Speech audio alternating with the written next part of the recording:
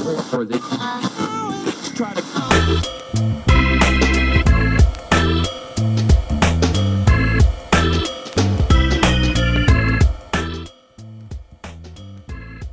All right, we're back here, segment 2 with Dr. Todaro. Brad, at the end of segment 1, we were talking about the fact that you were talking to the gentleman who you were working for. He had the satellite office. It came to your understanding that he was looking to sort of divest himself of that. And I'm guessing that's probably one of the reasons why you went with him, because you wanted to own your own shop and run your own shop. Yes, that's right. One of the things I've noticed, and just full and fair, I've known you for years. You're a pretty independent guy, want to do your own thing. How'd that conversation sort of come about?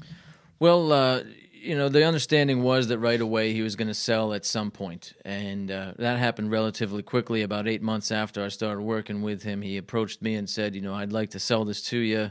I want to make it affordable for you in a way that it works. It doesn't make sense for me to sell you something that you can't pay for. Otherwise, I lose out.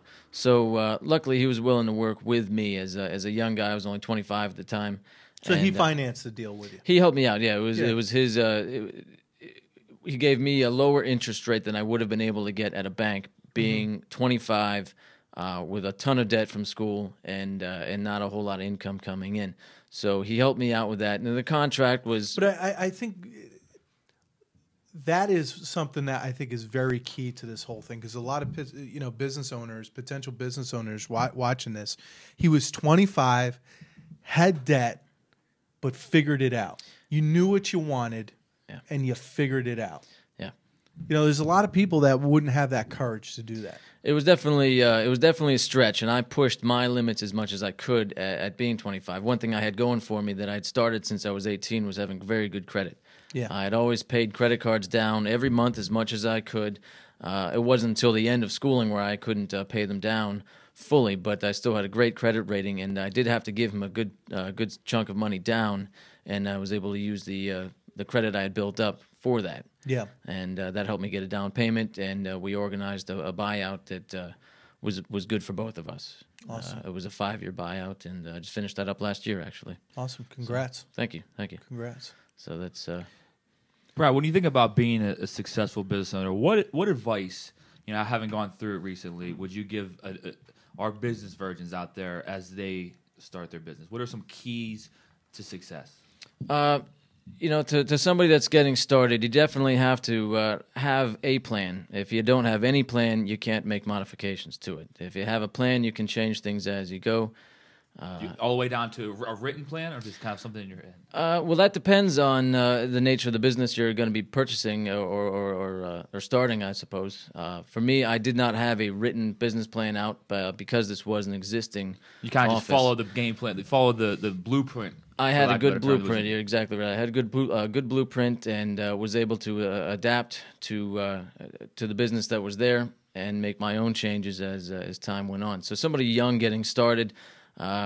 It does take a good amount of time. If I had not spent the last 7 years building a good credit history, it would have been out of reach for me. So somebody that is getting started would need to have definitely a good start, with that behind them. A good credit history. Sounds good. Yep. We'll break there for the segment number 2. We'll come back and talk a little bit about marketing, bringing in new customers, growing the business from where it was when you bought it to ultimately where you want to go and take your business. So and it's going to be interesting because we're going to contrast sort of Brad's deep beliefs around what he wants to bring to his clients versus the profitability of the business, which sometimes they don't they butt match heads. up. Yeah, and we're going to talk about that. And we're going to talk about what you've done up to this point to balance that out, but also some of the things that are coming soon to your practice. Mm-hmm. And we'll go from there. So come on back for segment 3. Once again, check out the doc at Dr. Todaro. It's Todaro. And he's out of Water Dam Plaza. He's also got some specials going on, too. So if you're into nutritional supplements, definitely check your website out, give him a call, and I got some massage therapy specials going on at the office too. So a lot of things definitely worthwhile to check out. All right.